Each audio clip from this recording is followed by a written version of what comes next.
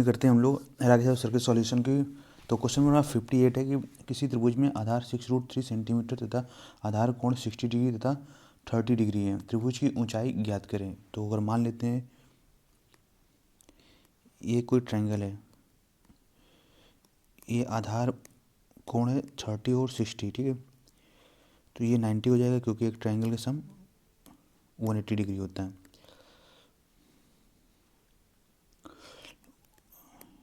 आधार भुजा आपकी 6√3 दी हुई है।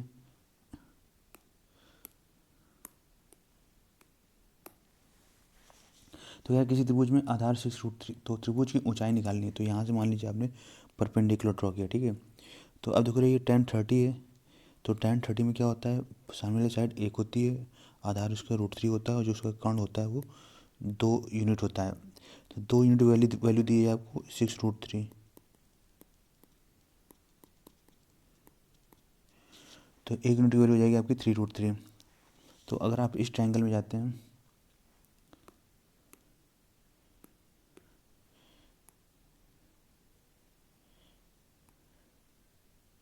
इस ट्रायंगल में, ठीक है, तो 1 की वैल्यू आपकी 3√3 है, तो ये हो गया 3√3। तो ये इसमें 3√3 का मल्टीप्लाई करेंगे, ये बन जाएगा 9, ठीक है।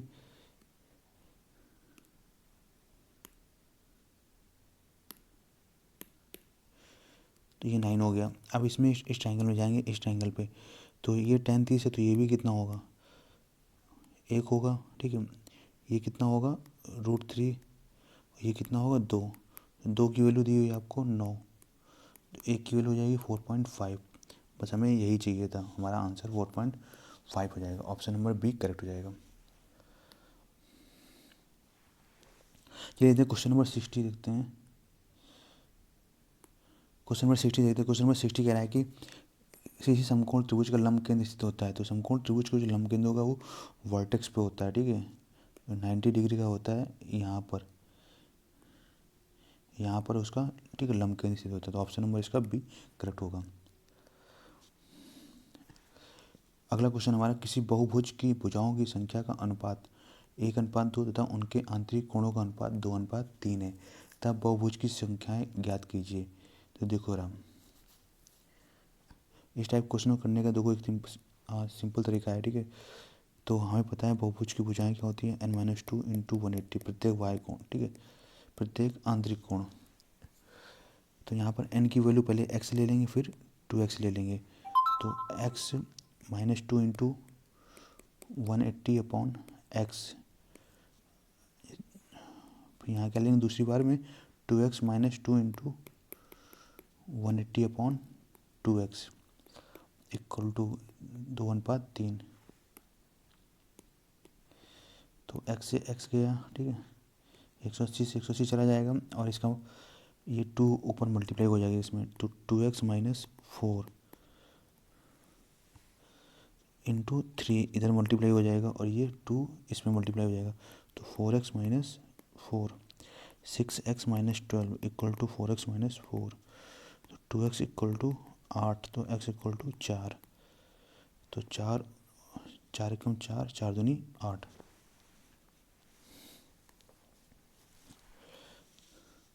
क्वेश्चन नंबर 64 है, ABCD एक चक्रीय चतुर्भुज है, कोण बी का मान ज्ञात कीजिए। तो ये थोड़ा यहाँ गलत है कि एक चक्रीय समांतर चतुर्भुज है, ठीक है, साइक्लिक पैरेललोग्राम है। तो देखो रहा, जब कोई साइक्लिक पैरेललोग्राम होता है तो आमने सामने के कोण उसमें बराबर होते हैं, एंगल ABCD। अगर ये एंगल A है तो ये भी एंगल A होगा, यानी अगर ये x है तो ये भी x होगा। तो आपको पता है, ठीक है, चक्रीय चतुर्भुज के आमने सामने को योग कितना होता है, 180 अंश होता है। तो x प्लस x कितना दे देगा, 180। तो 2x इक्वल टू 90 डिग्री, तो x equal to 2x equal to 180 degree, तो x इक्वल टू 90 डिग्री आपका आंसर हो जाएगा। ऑप्शन नंबर डी करेक्ट हो जाएगा।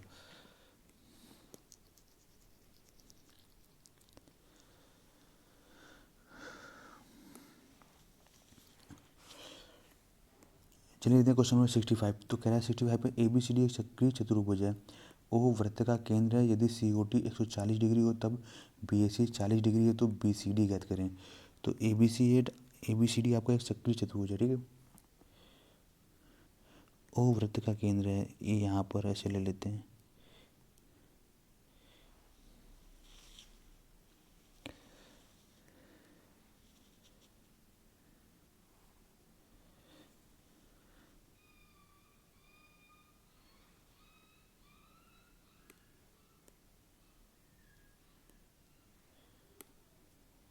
तो मान लीजिए ये आपका ठीक है, ए बी सी और डी, ये आपका चक्री चतुर्भुज है। तो सी ओ डी है आपका, ठीक है, सी ओ डी।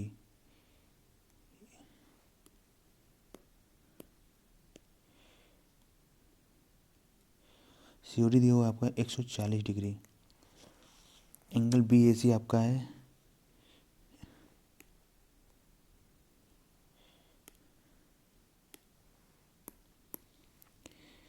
बी ए सी, ठीक है, ये आपका दिया हुआ है 40 डिग्री। तो कह रहा है बी सी डी कितना होगा, यानी आपको ये एंगल निकालना है, ठीक है। तो देखो राम, ये अगर 140 है तो ये वाला एंगल, ठीक है, इसका क्या हो जाएगा, हाफ हो जाएगा, 70 डिग्री। वृत्त के केंद्र पर बना कोण परिधि बने कोण का दोगुना होता है, ठीक है। यहाँ पर इस वाले में ये 140, तो ये कितना हो जाएगा, 70 हो जाएगा, ठीक है। ये टोटल कितना हो गया, 110 हो गया। चक्री चतुर्भुज के आमने सामने कोणों का योग कितना होता है, 180। तो ये 110 है, तो ये कितना हो जाएगा, 70 डिग्री। ऑप्शन नंबर 1 करेक्ट हो जाएगा।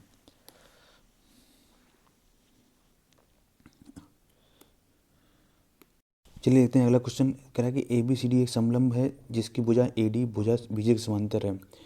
तो इधर ए डी होगी और इधर बी सी होगी, ठीक है।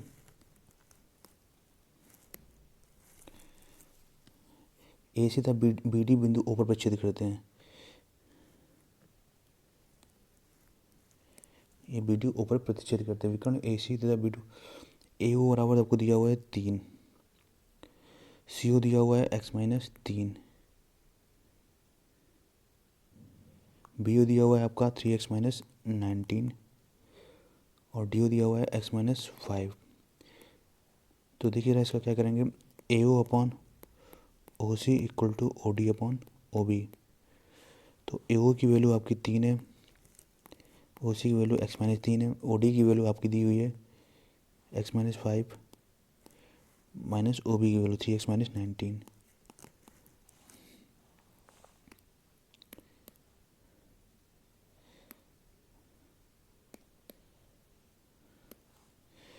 तो क्रॉस मल्टीप्लाई करेंगे तो ये 9x माइनस 57 बन जाएगा इक्वल टू ये x² माइनस 8x प्लस 15 बन जाएगा।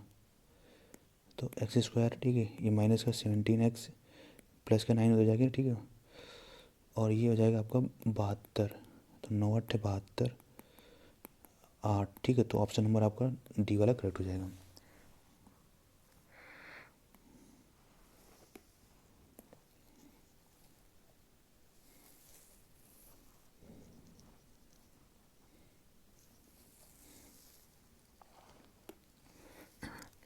चलिए देखते हैं क्वेश्चन नंबर 67 देखते हैं। तो कह रहा है 4 सेंटीमीटर त्रिज्या वाले दो वृत्त एक दूसरे को प्रच्छेदित करते हैं तथा एक दूसरे के केंद्र से गुजरते हैं। उभयनिष्ठ जीवा की लंबाई ज्ञात कीजिए।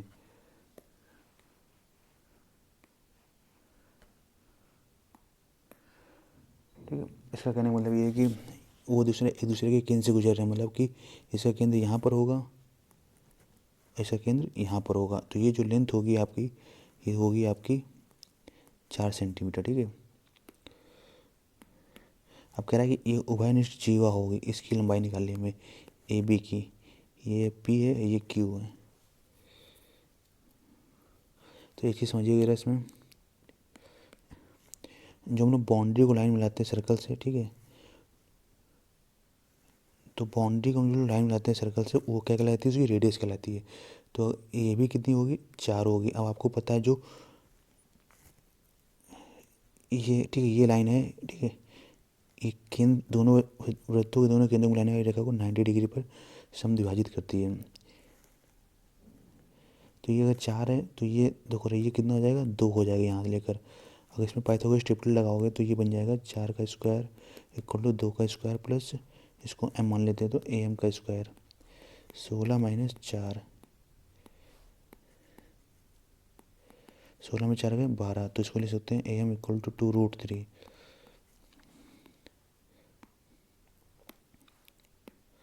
तो ये लेंथ आ गई आपकी 2√3 am की वैल्यू, लेकिन ये पूरी क्या होगी, इसकी डबल होगी तो कितनी हो जाएगी 4√3। ऑप्शन नंबर बी आपका करेक्ट हो जाएगा।